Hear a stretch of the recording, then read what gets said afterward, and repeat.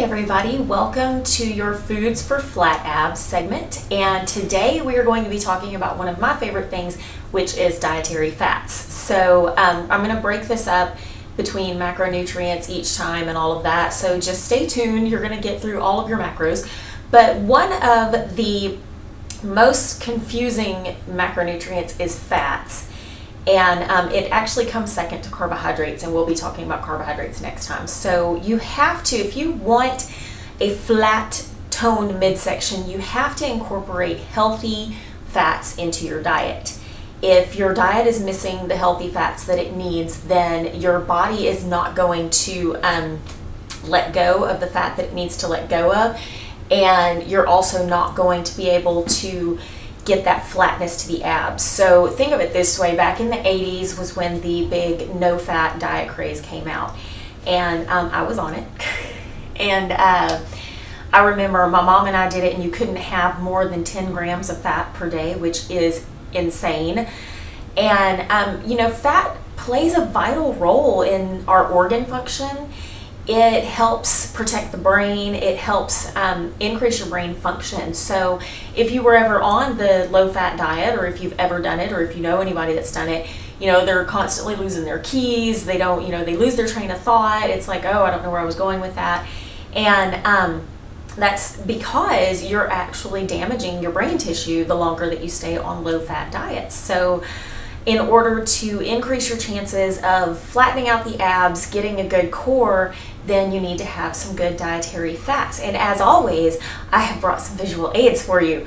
So first and foremost, one of my favorites is just raw almonds. And make sure when you look at these, and this, I don't work for Emerald, but make sure that you look, and you know, you want to make sure that it's, you know, it contains almonds. That's the ingredients, okay? If you get some of the ones that are roasted, you know, honey roasted, I know they're yummy, but a lot of the honey roasted ones have high fructose corn syrup that does not contribute to flat abs. It contributes to belly fat. So the raw ones are good. Y'all know I love me, you know, the raw ones that have the dusting of cocoa powder on them, and now they have the ones that have cinnamon, and they are delicious. But I cannot keep those in the house all the time, and I have to pre-portion them out because it can get crazy when there's just a thing of these open. So that's my confession of the day. Something else that's a really good fat is natural peanut butter or almond butter. And I get asked a lot, what's the difference other than, like, you know, $4 a canister? And the truth is, what you're actually looking for is this right here. I don't know if you can see that. See if it'll focus up for me. It's omega-3 fatty acids. Okay, that's what you're looking for.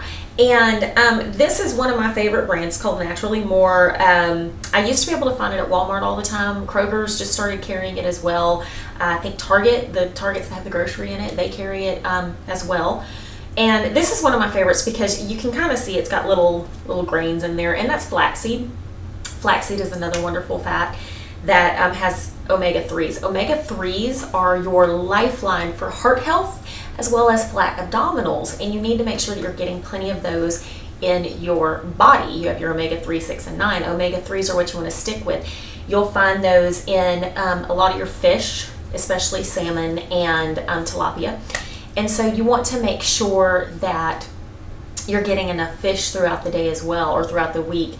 And when I'm trying to flatten out my abs, or this is particularly important, especially ladies, if you deal with bloating a lot, add some fish to your diet for a couple of weeks. You can eat salmon. I do eat it from the can, the one with the bones, because it has calcium in it. Don't eat the little, you know, vertebrae. Don't break your tooth.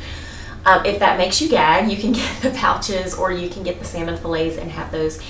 You can smoke them. You can, you know, grill them because they're a fleshy fish, so they grill really well. You can, you know, you can do anything. It can be your excuse to go eat sushi. Okay, I mean, hello. So just get some more salmon into your diet, some more fish. Salmon and whitefish are the two really good ones, and that's going to help with the bloating because it helps the body release excess water. So little tip on there. But it's also very good to get your omega-3s in because that is the healthy fat that you need. Two other things. One is the incredible edible egg. I love eggs, okay? We eat them a lot in this house. And don't forego the yolks, okay? You're not going to die if you eat a few yolks. Now, if you eat a dozen a day, then yes, you might. But most of my clients, I tell them they can have up to 2 yolks a day. The actual yolk of the egg has a hormone called lecithin in it, which actually helps your body release fat. So that's a good thing, and we want the body to stay comfortable. Yolks are great.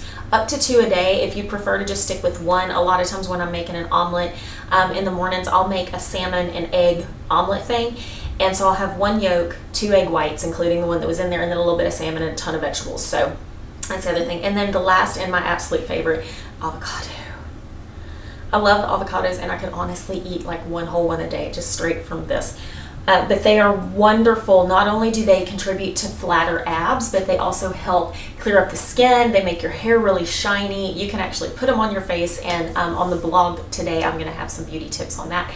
So I hope you enjoyed these tips. I want you to go out and give yourself permission to get some fat in your diet. Dark chocolate, also permissible, but we'll talk about that later. So just make sure that you're getting a minimum of at least 20 grams a day. And that's pretty little. You can up it to almost 30. And so, you know, but just make sure that you're watching your portions. A serving of fat is that right there, just those knuckles. Okay. So, you know, what I do, like if I'm having apple and peanut butter, I'll mix my peanut butter with some Greek yogurt, and it makes almost like a mousse consistency, but all you taste is the peanut butter. And so, you know, I'm not like scraping the bottom of the jar to have 4 or 5 tablespoons of peanut butter, because you know it happens. So come back here next week. I'm going to actually be talking about your carbohydrates, and I'm going to throw out some protein issues with the protein shakes, whey protein, soy protein, all of that. So make sure that you come back here next week. And until then, I hope that you have a healthy day.